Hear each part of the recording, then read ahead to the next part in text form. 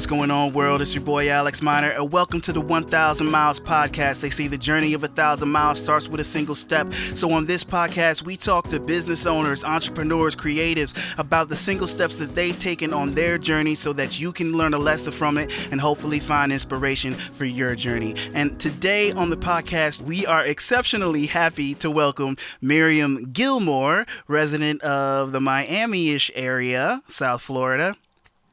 Hello there. And Miriam, why don't you go ahead and introduce yourself to the people, let them know who you are, what kind of businesses you have or had in the past, and, we'll dive into it. Awesome. Well, first and foremost, thank you, Alex, for having me on your podcast. I'm really excited to be here. For me, entrepreneurship is something I can talk all day about. So I'm loving that we're doing this. So I'll tell you a little bit about myself. I started my own business, my own business when I was 21 years old. And that was a title insurance business. I know I don't look that much older, but I am. I'm 47. So No, you definitely don't look 47. Wow. So that was a long time ago. And so I did that for maybe, 16, 17 years. And then the Great Depression happened, the mortgage crisis in 06, 07, 08, and all those years. And that kind of kicked me out of that world. And I had to find a way to reinvent myself. And since then, I came into the mortgage side of the business and I've launched my own business. But there have been bumps in the road and it's not been easy.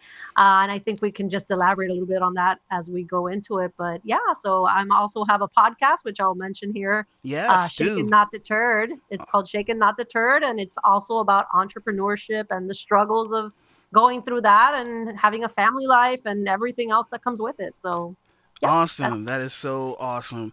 And okay, let's just talk about the past for a little bit, or the past and the present juxtaposed, because you said you were in the title insurance part of the whole home buying process, and now you're in the mortgage side of the home buying process. What are the differences between being in those parts of your industry?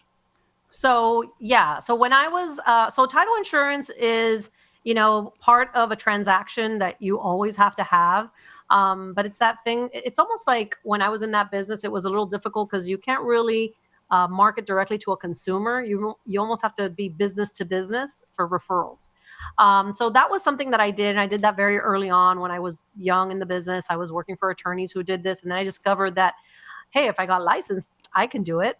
And that's kind of how that came about. And I started my business and I was doing that. So that was title insurance. So basically I'm the guy that you'd come to closing with and sign all your documents after your loan officer gave you the loan and the terms and all of that. I would do the closing at the end. So fast forward after the mortgage crisis and everything happened, I had to reinvent myself at that point. I didn't finish my college education at this time. I have 2 kids now, divorced after this whole thing happened. And I had to figure it out quickly how I was going to reinvent myself since my business was no longer in existence. So I went back and I was very familiar with real estate, mortgage, title, all of that. And I was like, well, I've already done the title. I don't want to try and go back into that. I need to reinvent myself from the ground up. So I'm going to try mortgages. And I got licensed, I studied, I learned, and I just put into play the marketing ideas and I'm at a loss. Just the way that I would market when I had the title business in the mortgage business. And it's pretty similar, to be completely honest with you. It's very similar. So I just put that into play and here I am. And I started my own business, my mortgage business now in October of 19. So I'm not even 6 months in, but happy as can be. Good. And so business has been going pretty well for you? Yeah. And as everything, I'm not hitting any amazing numbers, setting records, but I'm starting and I'm going little by little and I'm learning and I've had mistakes and triumphs and I've had failures, but it's just you got to keep going. And that's what I'm doing. All right. And so to just touch back on that transition that you had, the mortgage crisis affected so many people. It was not just the home buying industry, not just realtors, not just title people, not just mortgages. even I do a lot of work in the live events industry, doing corporate events, conferences, that Mm, sort of things. There was a big impact on that too, because when sure. all those companies got shook up because of that, how all that money ties together, there was like conferences dried up. Like guys whose calendars would be filled a year out were sitting at home, and so there was some major waves that got felt throughout the whole economy there. But for you personally, um, what were the first indications, I guess, to you that something was going wrong? And then, and how long was it between that and when you had to like close the doors on that business? And then how long did it take you to kind of do that reinvention and figure out, okay, I'm gonna take a shot at the mortgage side of the business? Yeah.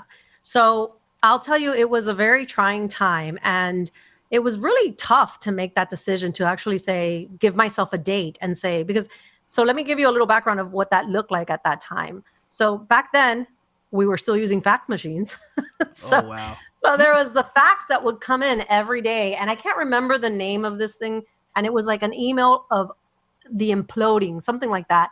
And it would tell you every company that was closing down, this one, the other, uh, all these companies, and it was every Wow. bank that was folding. And I'm like, oh my God, every day you would get this list of That's got to be so companies. depressing.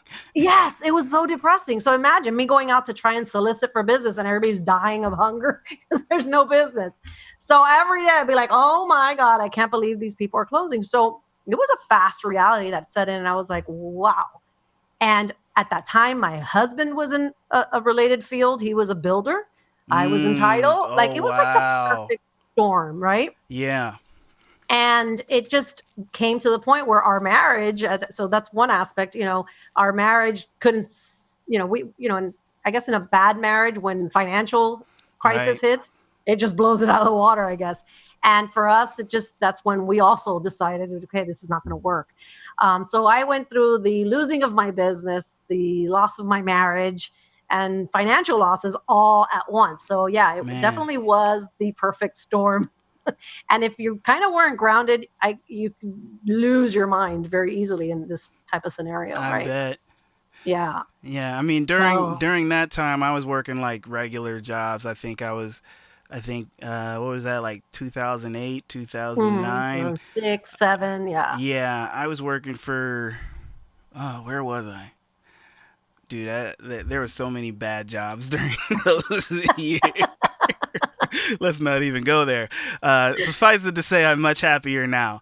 Well, I'm glad Um, you are. but but once that happened, what did you do in the interim to between you know having your whole world shook up basically, Yeah. and then getting to a place where you're like, all right, this is the time for me to relaunch and get back to business. Yeah. So there were a couple of starts and stops. So when I was in this whole crisis at the time, luckily my family and my brother had a very successful business. And, I'm like, oh, well, I guess let me reach out to him and see, because I really didn't know what to do. And he opened up a position for me, like he made up a position for me. And I mean, by all intents and purposes, it was good money. I was making almost $100,000 in this job that he gave Okay. me, and insurance, and it was a good deal and anybody would be happy. And I was happy for 5 minutes and I was like, yeah, okay. But then after I just couldn't deal emotionally with the fact that now I'm working for, first of all, for my brother, which I love him to pieces and I'm so grateful. But I had this thing where I was an entrepreneur. Like, what am Right. I doing working for somebody? And I couldn't accept it in my mind. So I worked there for maybe 8 or 9 months. While I was working there, I'm like, what am I going to do? I don't want to work for anybody. I went and I bought a business. I bought a furniture consignment business. Huh. No. Never done that in my whole What entire life. prompted that move? That's such a left turn from where you were. Desperation and a desire to be on my own. So I'm like, yeah, I love furniture. I love interior design. I love decorating my house. I'm going to buy a furniture business. So I went and I bought this business with I had some savings and I bought this business. I almost depleted my savings and I bought this business and I was able to sustain it for about 3 years. Okay. And but it wasn't enough. I was going through a divorce, raising 2 kids by myself. It was like a great business for like a kept woman. It was like great if you just needed money to do your hair and your nails and maybe pay for a couple of things here and there, dinners and stuff, but not to like sustain a family. Right. So I was like, while I was in that business, I'm like, okay, I got to figure something else out. This isn't working. And I'm like, let me go into mortgages. I mean, one of my buddies was in mortgages and he had gone back in and he was telling me about it. And he's like, we just discussed it. I'm like, okay, well, I could probably do that. I can do it. And I got licensed. And then that's what launched me into mortgages. But yeah, I did that whole business and it was fun, but it was Right. I just am not into retail. Yeah, retail is tough. I think people don't understand Mm, how on it you have to be to make retail for work. sure. I Yeah. mean, not that I've had a ton of retail positions, but the little bit of experience that I do have and the understanding of just business in general, Yeah. retail is a grind. Like It's I hard. mean, and you really got to keep your book straight and be on your supply chain and just Yeah. and I mean, hopefully you're successful enough that you have to have employees, but then there's that whole thing and just, Hmm. ugh, ugh, Yeah. ugh. It was a lot. Yeah, I bet. I mean, you've definitely been through some tough times, but you rebounded, and that's Yes. kind of like the main takeaway that I hope people get from this episode and from listening to your story is that you can go through these tough times, but if you really stick to your guns and you think fast and you just keep your eye on the prize, that you can manifest a new direction. You can figure out a new set of goals and it can still be plan A, but just be flexible enough that plan A can change.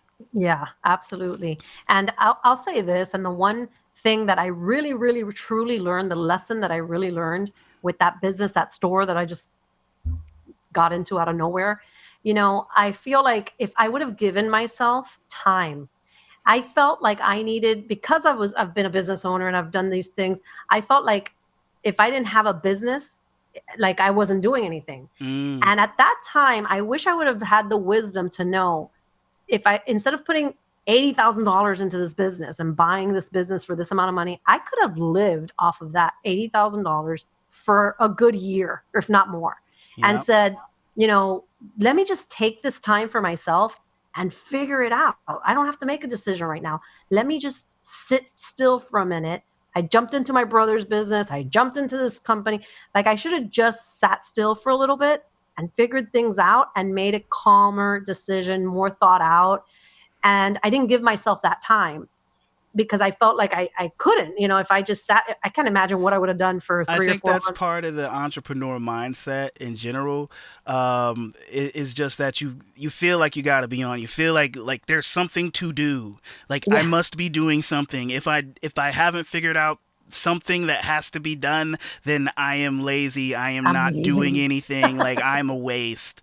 And Right. and and that's dangerous. That's a dangerous place to be, but I think all of us who have that entrepreneurial spirit go through that. Like I Hmm. struggle with it myself. I won't say that I could happily work 7 days a week, but I could find Hmm. something to do. Like I can tell myself that there's something to do 7 days a week, Yeah. and so trying to get out of that mindset and remind myself that you need time to rest, you need time to relax, you need to just give yourself mentally time to recover from the grind. That Hmm. that can be really tough. Hmm. Yeah, no, absolutely. I agree. And I just, it's funny because you hear about, like, and these are like the gurus or whatever, they go on a sabbatical. I'm like, I should have taken a sabbatical. I wish I But, knew what that was like. yeah. Although after a week, I'd probably be chomping at the bit. Yeah. So that's what I'm saying. I'm like, what would I have done for 3 or 4 months without doing anything? That would have been, it would driven me crazy. But Yeah, I'm trying to imagine what that was like. I can't see myself being inactive for that long. Like a new hobby would have to be had or something. yeah, well, I mean, that's what I feel like. Maybe I would have taken that time and really thought about a better business. Like, I went into that store, which was not a great, I mean, I bought a furniture consignment store in the time of the depression, which basically everybody Mm, was trying to get rid of their stuff, not buy stuff. So it was right. like a dumb decision, but not dumb, but it's just kind of like a, Wasn't well thought out. It wasn't Oh, well thought out, and it was kind of impulsive, so, and I'm not an impulsive person, but that was a little bit impulsive. I mean, but sometimes you got to go with your gut, and I mean, you made it through those times. You came out the other side okay, a little bit older, a little bit wiser, and Yeah. then you were able to pivot into the next thing. Like I mean, I don't see it as a bad thing. I mean, if nothing else, you learned some valuable lessons from being in that business, right? 100%. 100%. Yeah. It was an And expensive lesson, but yeah. I think some of the best lessons are expensive. I Yeah. mean, not that there aren't plenty that you can learn for free, especially with YouTube University in existence, That's right. but those life lessons. I mean, I think some of those, the most impactful ones, do tend to have a little bit of money involved. That's true. But now you're in this new business. You've got the things seem to be going well, and I'm guessing there's been some growth over these past 4 or 5 months. Yes. And so what's the next step? Where is it that you want to go? What's the goal?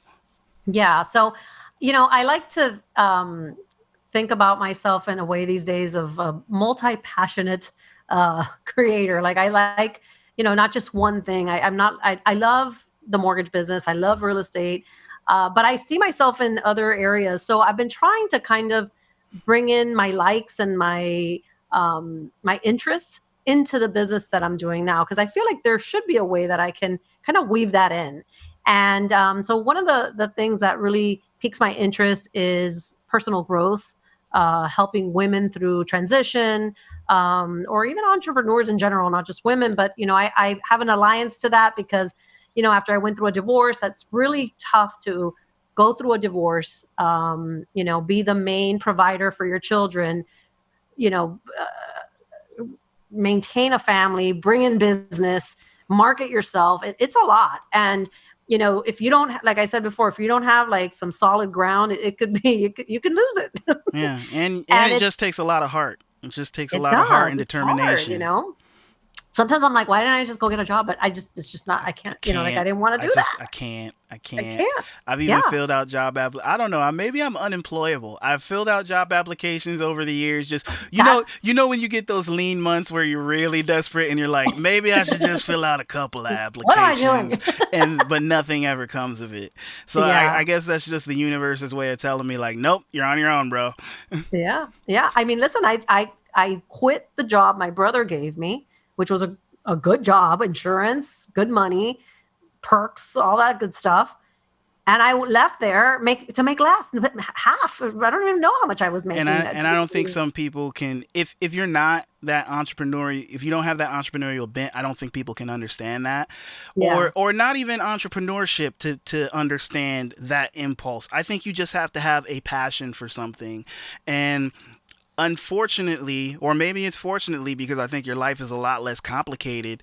Uh, Hmm. there's a lot. I think there's a large portion of of people who Hmm. just have not yet found their thing, their passion, the thing that makes them tick, or even if they have, they've just got this mindset that there's no way that that could sustain them, Yeah. and so with that mindset, you don't have that impulse to go out and do the thing, and because the thing is so important, that it's more important than money, it's more important than stability, it's more important than knowing if I just go to this job and dial it in, I'll make x amount of dollars. Right. And I think that's, if you don't have that passion or that entrepreneurial spirit, I think that's very difficult for people who are on the other side of the equation to understand. I agree with you. And it's funny because, and speaking of like that dollar amount, right? Like when you said, I'll get this job and I'll make, I don't know, $75,000 or 80,000, whatever, just any number. And I don't know if this is true for you, but for me, and mind you, when my brother gave me that job, it was a good job. It was I want to say like $90,000 at that time. And I was like, that's it? Mind you, I was like, at that point, I was like broke. I needed the money. And I'm like, but in my mind, You I'm know like, you're worth I can make more. 300. I think I can make all this money. So I was like, mind you, I didn't have $90,000 income Right. at that time. But you But know I'm you've like, got the skills, and you know you've got the yeah, the energy within you to make that happen. to make more. And I'm like, okay, well, I guess. Yeah, I understand that completely. Yeah. Even like I'm married, I have kids, but I've been a freelancer slash entrepreneur for the last eight 8 to 9 years, and there have been times, especially when you have those ups and downs, where my wife's been like, I Absolutely. wish you would get a 9 to 5, and I just give her the look like, really, bro? Like, nobody is gonna pay me what I can make on my own. Right. I Like know. It's it, or even if they did, what's going to happen is that that job is going to have so many requirements. Even though you feel like I'm always gone or I'm always working now, it's going to be worse, yeah.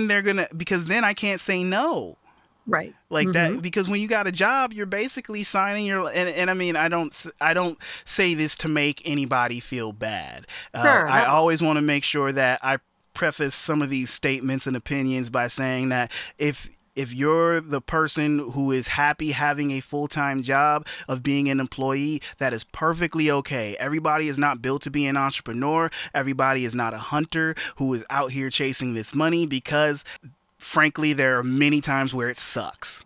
Uh, Yeah. but if you have that impulse, or if you have that skill set, you gotta go with it, Yeah. because you're never gonna be happy being number two, three, four, whatever it is, other than number one. Yeah. And maybe circumstances in your life will change down the line, Mm-hmm. but if you got that impulse, follow it, try to make something happen. Because like I was saying, with me, with the skill set that I have, the things that I know how to do, I see it over and over again. People just do not value it in full-time employees. Yeah. Um, like uh, like with all the things that I can do, like the creative stuff, technical skills with video, with audio, with and being able to combine all those things, because it's like there's I think there's more people nowadays who have the combined skill set that I have, but there's still not a ton, Yeah. who can do them all, but do them to a great degree. And I mean, I'm Mm-hmm. no master. Like, let's get like I'm jack of all trades and a very high jack of all trades, but there are definitely areas where I could use some tutoring and improvement. But Mm-hmm. at the level that I'm at, I see it all the time, job listings where people want somebody who can do all the things that I can do, or they Sure. say they want somebody who can do all the things that I can do, but then they're like, you have to have 2 years of experience, which 2 years ain't enough to have all them skills, bro, at least not at a good level. And they say that they want you to be able to basically they want you to do the job of 5 people, and then they Mm-hmm. want to offer you, like, I've seen as low as like $12 to $14 an hour. And and most days I'm not, if I'm like freelancing, most days I'm not leaving the house for less than 500. Yeah. So so Yeah. and not an hour, I mean a day, but I mean, still, that breaks down to $50 an hour in my world, because Sure. we work on 10-hour days most of the time when I'm freelancing, and most of the time it's like 60 or 65. So it's like, for me to see that, like, why would I work for anybody? You don't value me. You don't value what I can do for your business. And I understand that there might be people who don't understand some of these business principles, and don't have that framework where they understand value versus time for money. Right. And and that's okay. Everybody's got to start somewhere. So if you're that kid straight out of school and you just want to have a job doing what it is that you want to do, that's fine too.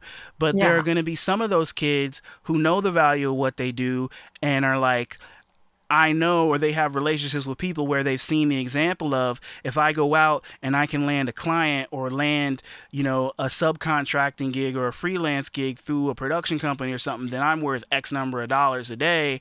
And Sure. I only have to work 2 weeks a month to make more than this guy over here who's working 40 hours a week. Exactly. Absolutely. Yeah. Yeah. So, And there is such a need for that these days, especially with with video and editing and all of that. Just because so many more business owners and people are doing these things, they need help. Most of these people don't know how to edit video. They don't know how to record their videos, so they mhm. absolutely need help. for sure. Yeah, So and I there's a don't need. understand how they're going to get people to work for them. And I mean, there's always somebody who just needs an opportunity, and so they're going to take it, even if it's low Hmm. paying and they know it. There's going to be somebody who's willing to take that money. But I feel bad for them because I know there's better things out there. And maybe that's the step on their journey. Maybe that they're in. Maybe that's the first step for them. So Right. nothing against anybody doing that. Sure. But Just take I'm the comfort. kind of person I want everybody to win. I know there's enough work out here for everybody. So, when I meet somebody who might be on that path or a similar path or anything creative and I know that there's potential for them to be doing bigger and better things, I try to let them know. Yeah. Yeah, absolutely. And it's funny because I have a young daughter. She's 21 years old, going to be 22, and she's in business and marketing and all that. And I just see so much opportunity. I think that there are so much opportunity untapped that, young kids nowadays can actually they can do some freelance work. Oh yeah. And I'm not sure if they can, I mean, because of the age and experience, if they can, run a business right out of, college. But there are opportunities for freelance work and for project work and things like that. There's just a lot, I Oh think. yeah, especially freelancing, project work, especially anything pertaining to marketing, social media. Just Yeah. because there's a level of understanding that I think the younger generation has with some of these tools that those of us who are a little bit older um, do not have Hmm. because we didn't grow up with it. Sure. So like everybody thinks TikTok is just for kids, but like I was on LinkedIn the other Love day TikTok. looking at this lady, I can't recall her name right now, but she's a TikTok influencer, has almost 2 million followers. So now she really knows the platform. But I mean, she's a mother of two. She's not a young kid, but she's Right. figured it out. And so Yeah. now she offers like TikTok coaching and marketing opportunities and brand collaborations and things like that. And it's like there are people becoming millionaires off of this platform, and people think it's just a fun app for kids, but it's because they're not open minded and not doing they're not doing the research.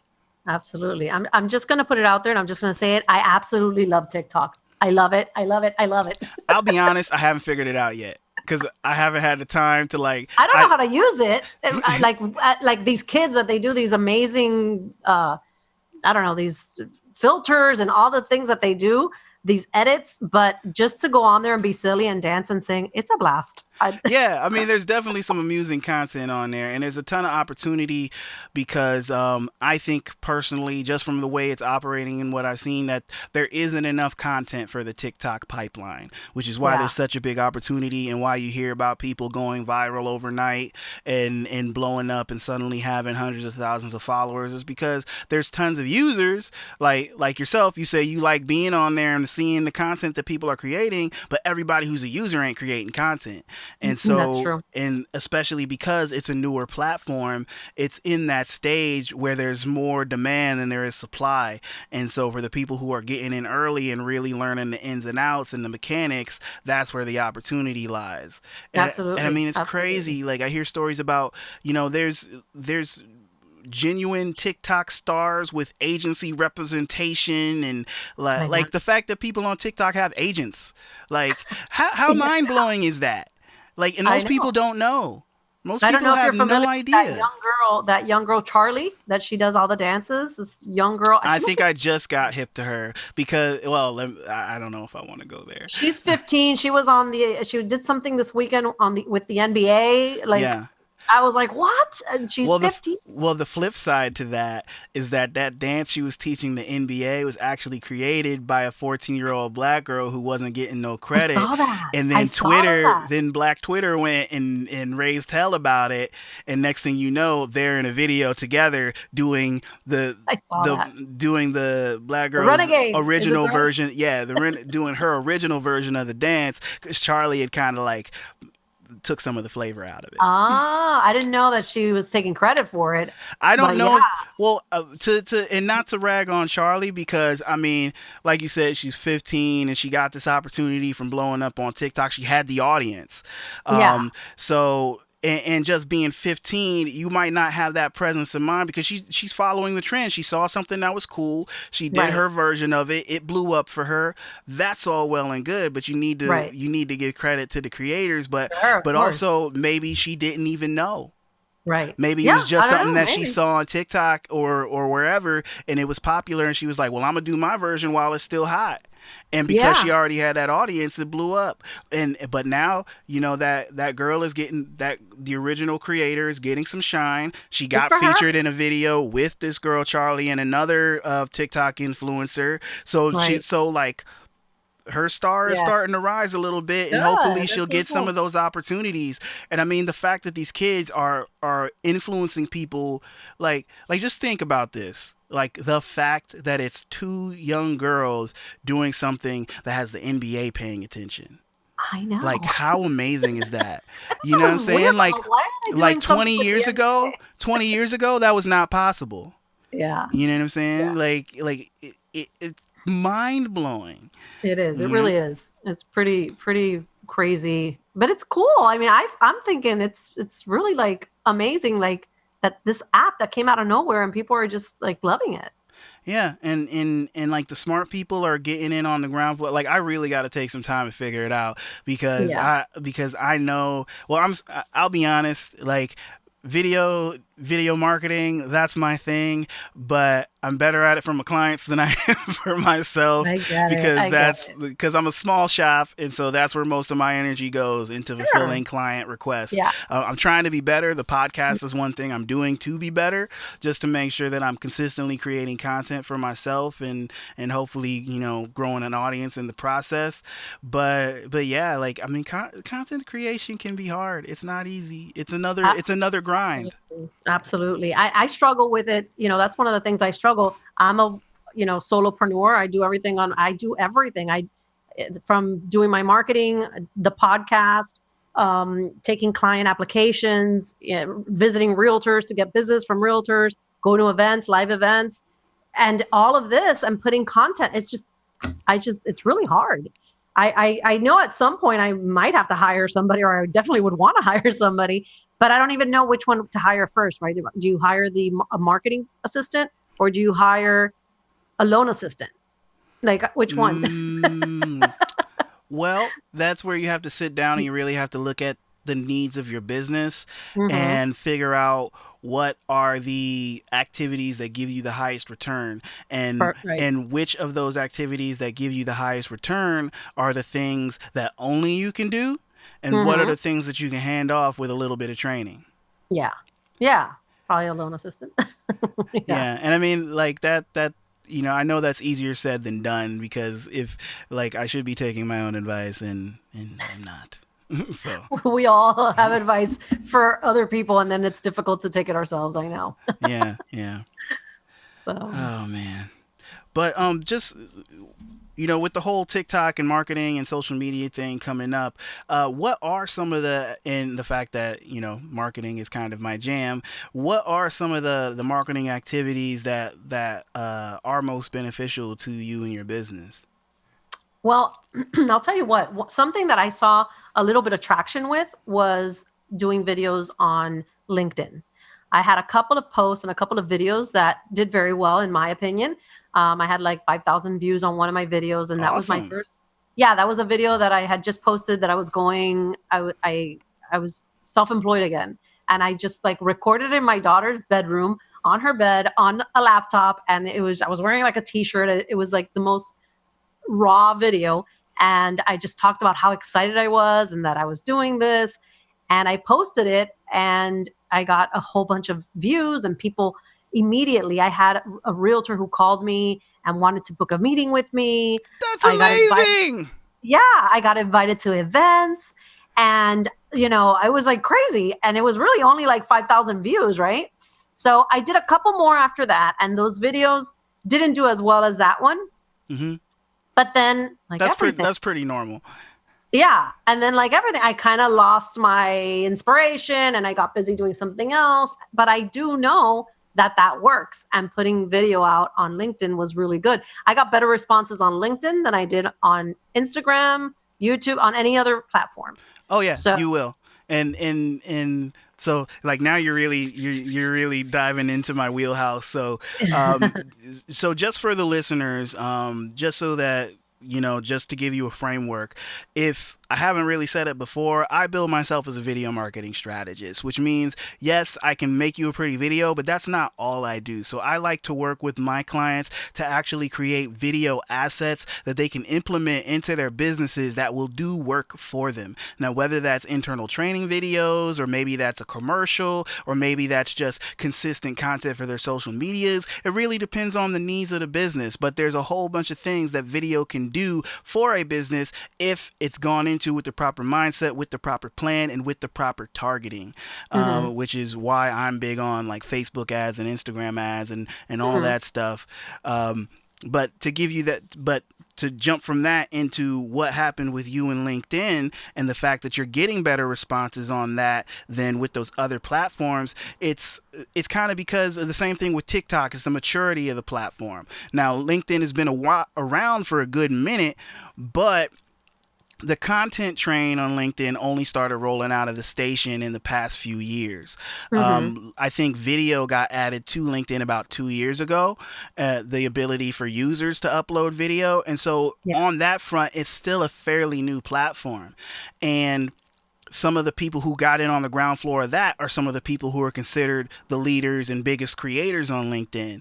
People like Quentin Allums, what's his name, Richard Moore, people Yeah. like that. Those, so they're like looked at the top guys, but it's because they got in first.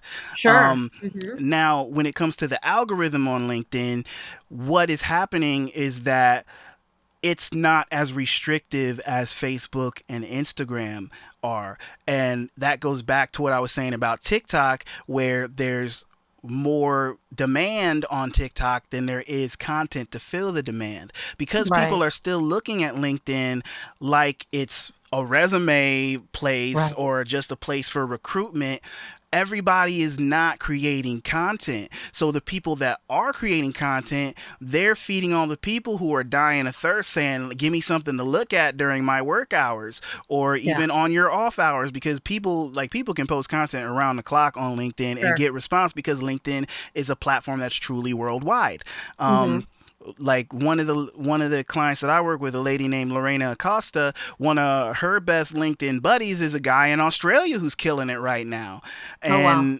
and that guy has done collaboration videos with people around the world, like him, David Breyer, and some other people. They got together and did this massive LinkedIn rap video like around Christmas. It was hilarious. It was Oh, wow. I didn't hilarious. see that. I didn't catch it. Yeah, and like David Breyer's video guy edited it all together, but it was Nice. funny. It's funny, it's really funny. That's nice. But that's why you can get that traction on LinkedIn, because there's not enough content for the platform. Now the content is increasing because everybody's saying now you should be Yeah. on LinkedIn. And so eventually LinkedIn and TikTok, they're going to become the Facebook and the Instagram, because that's what happens with social media.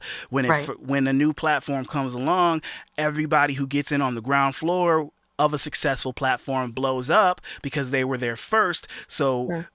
when there's not enough content to fill the demand, everybody's seeing them, and so they get that notoriety. But then as Yeah. the platform matures and more people are funneling content into it, which is just a content management platform at the end of the day, as more people are feeding the beast ain't so hungry.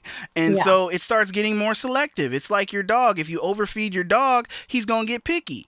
You Yeah. know what I'm saying? And so that's what happened with Facebook and Instagram. They've been well fed for several years now. They're Sure. picky, and they're all about the client experience or the user experience. So what they do is they tend to filter out business related content, because most people are on there for entertainment, which is why you have the ad platforms, which can be so effective for people, because then you're pushing through the algorithm. The algorithm is no longer holding you back, and you're Mhm. able to target the types of people that you really want your message to be in front of anyway, instead of just doing the old spray and pray.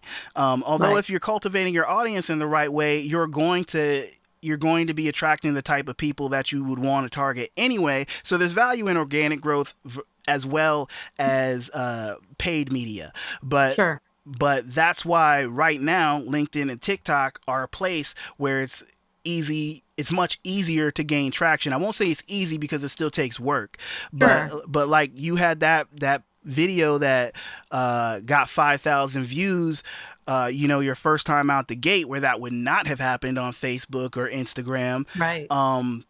I had a post a couple weeks ago that I put up, which was I wrote this long post based around a quote that I saw over that weekend that really made me have some thoughts, and it resonated with people. It's almost 8,000 views, and Wow. Yeah. that's pretty. And that post, and then one other video that I did where it's kind of embarrassing now that I think about it.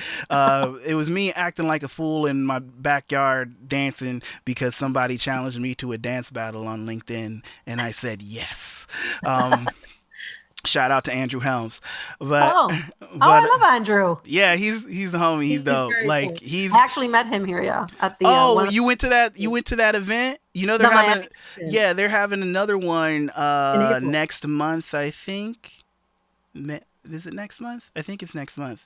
They said they're having another one of those. It's In like it, April, yeah, in yeah, Miami. yeah. It just got announced. I'm gonna try to be at that one. Oh, that'd be So great. I hope I can make it. I really wanted to go to the one. Andrew invited me to that one, but I wasn't able to make it. Oh, Um, okay. So you did a dance that Andrew challenged you to. yeah, and that got like 8,000 views and a ton of shares, and I'm sitting there like, really, bro? Like this works on LinkedIn? Okay. But Okay. unfortunately, I didn't follow it up. Like if I had followed that, like, I got so many requests and things after that. Like you got to be ready when that moment Yeah. happens. You got to be ready to hop on it, because if I had ridden that wave, if I had been posting content consistently, who knows where my LinkedIn following would be right Sure. now. Sure. Absolutely. That makes sense. I know. I know. Yeah. And to anybody who's listening, who's wondering about getting on LinkedIn and creating content, doing one of those introduction, this is my first LinkedIn videos. That's a very big thing. That's an easy way to start getting traction and getting a little bit of attention when you decide to start dropping content on the platform. Those videos are very popular because people.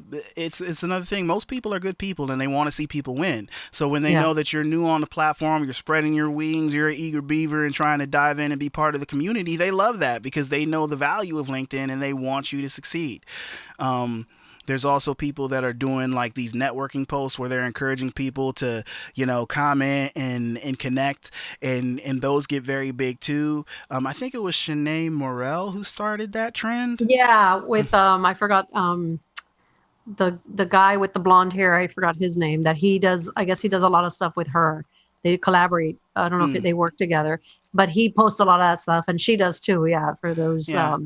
I don't know if that works though. I was wondering if people actually connect with you through that. From what I'm seeing, it does. A few people are getting salty that those posts are becoming so common now, because it Mhm. used to be kind of their thing, but Yeah. now it's kind of becoming one of those, everybody's hopping on the wave and trying to do that because it's kind of like the hack to make a bunch of connections Right. real quick. So I think those are going to start dropping in popularity and effectiveness, but for right now they're working and people are still doing those requests and connect, because people want to grow. They know that Sure. the more connections you have, the more potential audience you have, Sure. and so for people who are trying to grow an audience, it's not a bad thing to do, Hmm. especially if some of those people you end up finding and connecting with are people who can be collaborators or customers. So Yeah. there's really no downside to it. Right. Like why not? Yeah. Yeah. I just didn't know if it worked, if people actually go and follow and do all that stuff. Oh Because yeah, I they mean, they like do. 800 comments on these things. I'm like, Yeah, wow, I mean that's you a can't lot. you can't catch up with everybody, but Yeah. you might get a good 10, 20 Yeah. That's off of cool. it, maybe 30, like who knows.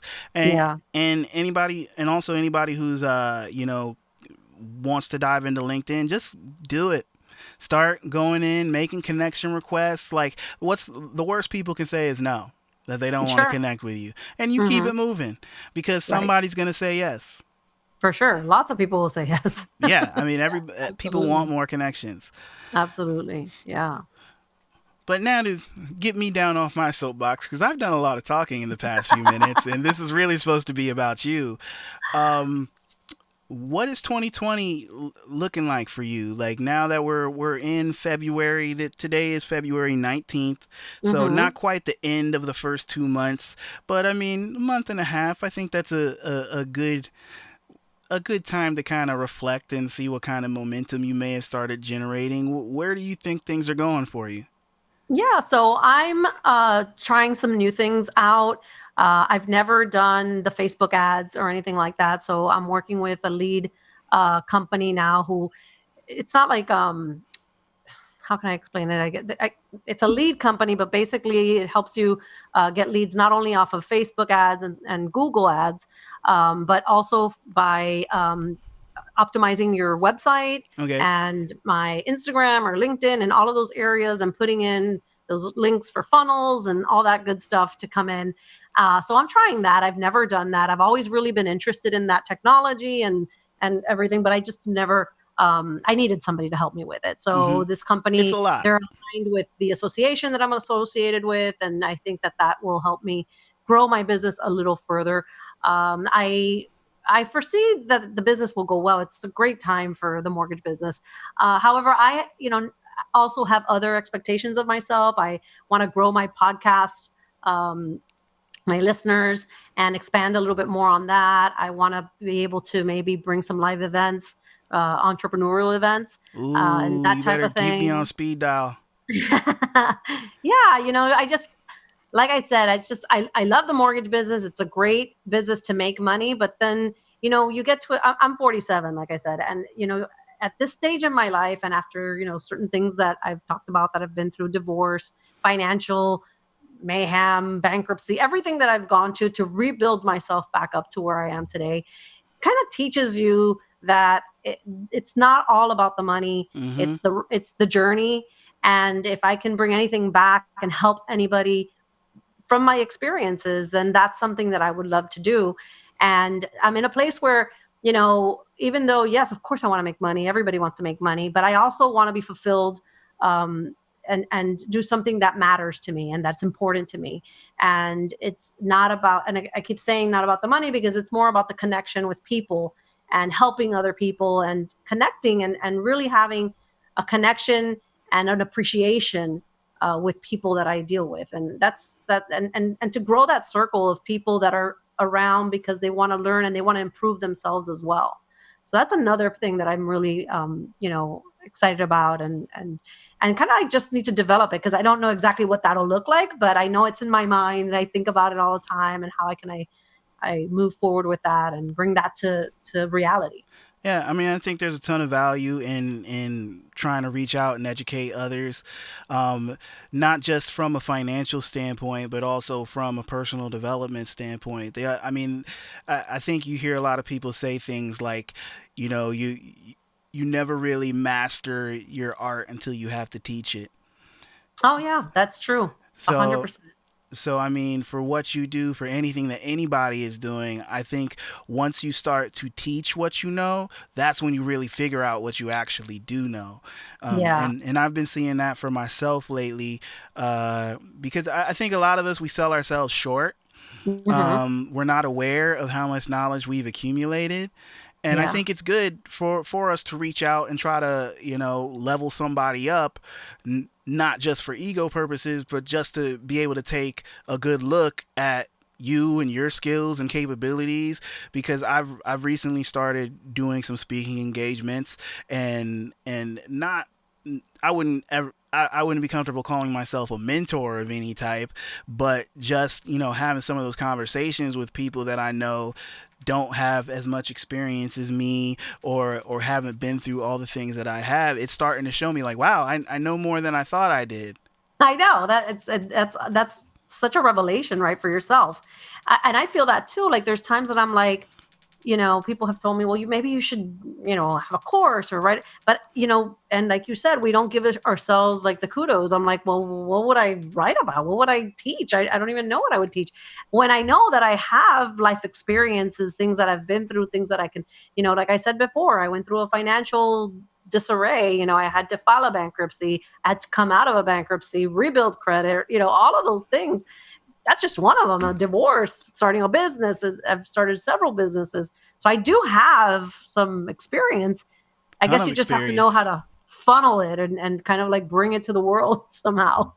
Yeah, and I mean that's a big roadblock for people too. Is just not knowing how to take what they have and make something out of it. Yeah, But I mean, to that end, there are tons of YouTube videos and resources and courses and things absolutely. out there that are teaching folks how to do exactly that. Because I mean, knowledge is power. Yeah, Information is power, and there's a ton of it that's out here for free that you can go get. Basically, anything that you want to do, you can go learn how to do for free. yeah, There's a way, whether that's YouTube University, whether that's just Googling day and yeah. night until you find it, or whether that's forming a relationship with somebody who can walk you through it. There's a way, Mhm. there's a how to get that info for free, unless you're doing something where you need to be like officially licensed or something. Then Yeah, then yeah, then yeah. you got to Absolutely. swallow it and take some courses or something. How do I But do heart surgery? Google. I am sure there's a video out there. I am sure. Um, but yeah, on that note, I think we're coming close to the end of the podcast, and so what I like to ask everybody, what through all the experiences that you've been through, and we've established that you've been through quite a bit and come back strong, what would you say is the biggest lesson that you have learned in all that time through the accumulation of all of that experience? What is the one thing that like stands out, or the one piece of advice that you got that is stuck with you to this day? I, you know, I will go back to what I said before, which is pause. Sometimes, we get so antsy to make a decision and to jump into the next thing that, and you don't need to take 3 months like I had mentioned before, but take some time before making a decision, especially one of those expensive ones, and really thinking that through. And I'll tell you what, that same theory has worked for me in parenting, right? Mm. I have teenagers. Well, they're a little older now, but when they were going through their teenage, when they would come up to me and they'd tell me, like one of my daughters is like, "So, mom, we came home from this party, and so, who I know well, and I know her mother well, was passed out drunk, and she drank this and drank that, and of course, my initial I need to tell reaction would they have been like, mama. "Oh my god." And that's what I wanted to do, and that's probably what Right. I was doing on the inside, but it taught me to just be like, "Really?" And just kind of let them say like, be non-reactional, Mm-hmm. I and need to then learn just that allow skill. that to sit in, and then think about how I want to react to it, because if I react the way I would want to react, then she's never going to say anything to me again. Yeah. So it's pause, wait, take a minute, because sometimes, when you think about things a little longer than just immediate, make a quick reaction, you really think it through and you're able to see it in a different light. And I think pausing and taking some time, especially when you're going through turmoil and you're going through rough times, you don't realize how emotional that is. And entrepreneurship, most of my problem, a lot of my problems were financial, entrepreneurial, and figuring my career out. What was I going to do? And had I taken a little bit, I guess it got me to the right places, the decisions I made. But I think if I would have waited a little bit and taken a little bit more time to make these decisions, they would have been a little bit more calculated, and I would have saved a little bit more money that would have allowed me to do maybe other things. So I would just say, like, be mindful of taking time to make important decisions. Mm. That's what I would say. Words of wisdom right there. Hmm. And so, as we wrap this up and wind down, what is, I mean, that was a great lesson right there. But if there's just one more thing that you want to say to everybody, just, one last nugget of wisdom that you would want to leave them with, what would that be? I would say, if you have, I know a lot of people right now in business and online you feel a little bit intimidated because everybody's putting out videos and content. And I have people who have actually reached out to me because they want to talk to me about how to put video out. And I don't think it's about the technicality. I think it's about, like, getting past what's in your head, that you're scared to be judged, because we're all scared to be Oh, judged yeah. and nobody wants to look stupid online or whatever. And I would say to just put that behind you and say whatever it is that you want to say, because somebody needs to hear it. I don't know who, but somebody Yes. needs to hear Yes. it. See, you are that's exactly what I be telling people. Thank you. Thank you. It's not just me. It's not just Gary V. Like, see, people need to hear what you have to say. And yo, that's a big fear right there. Like I've had to deal with it, and I'm sure you had to deal with it, and Hmm. everybody out there. There's always that initial fear when it's Yeah, time to get in front of the absolutely. camera. I mean, I've And people seen, will say things to you, by the way. People will be like, "Oh my God, you make so many videos. You're always online. You're always posting." but that's good. That's good. That's what you're supposed to do. That's that omnipresence that you're trying to attain. Right, right, So I mean, the fact that people say you're everywhere, yeah, more power to you. Keep doing it. right. Do more. Yeah, Make it so they can't ignore you. exactly. But I want to say thank you so much for being part of the podcast, Miriam. This has been an awesome conversation, and I think there's a ton of things that you said that people could walk away from this to implement into their lives or into their journey. There's just like a ton of great things that you said, and yeah, it's been a real joy.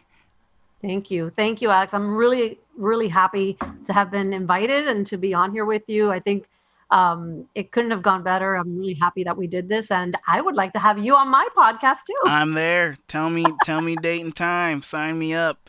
As We you can will. tell, I like to talk. Uh, Absolutely. Thank you so much for inviting me. This was awesome. I'm all excited about it and I can't wait to post about it. I love hearing that. So let's spread the word, scream from the Absolutely. mountaintops, Absolutely. online and in real life. Yes. But that's gonna bring us to the end of the 1,000 Miles podcast. They say the journey of 1,000 miles starts with a single step. When are you gonna take yours?